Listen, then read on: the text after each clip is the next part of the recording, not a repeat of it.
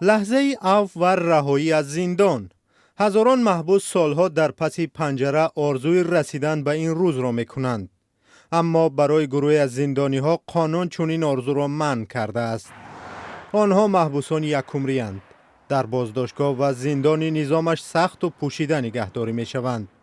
نزدیکانشان را سال همگی دوبار می بینند و روز یک بار اجازه دارند زیر نظارت هوای تازه برایند. آنها عفو نمی شوند. سخت‌ترین جزا در تاجیکستان حکمی ابد است. سال 2022 دادگاه های کشور قریب یک برابر بیشتر چنین حکم اعلان کردند. 14 نفر به جزای یک عمر محروم کردن از آزادی و حکم گرفتند. اکثریت آنهایی که سال گذشته حکم ابد و هم جزاهای سنگین گرفتند زاده های بدخشانند. 10 نفر از جمله خالبش خالبشف گنرال پیشین نیروهای مرزبانی و طالب ایانبک فرمانده سابق در پی اعتراض ماه می در خاروق و روشان به حبس یک عمری محکوم شدند. نزدیکان اکثر این زندانیان به بیگناهی آنها باور دارند. اکثر این عیبدار شدگان محکوم شدگان البته که به یک روز زندان هم جنایت نکردن. فرض کردیم امام شاه شیرینوف یگان جنایت نکرده است، فعال مدنی بود، یک مثال در یگان مسئله قانون شکنی که مقامات میکردن این به طرف نمی ایستاد. تحلیلگران سبب اصلی افزایش حکم ابد و جزاهای سنگین را ایجاد ترس و وحشت میان فعالان و مخالفان و خطر از آنها میدانند که ضد سیاست حکومت صدا بلند کردند. البته که اساسهای قانونی آغاز کردن پرونده با این ماده ها و رفت تفتیشات و حکم سودی آنها زیر سوال است.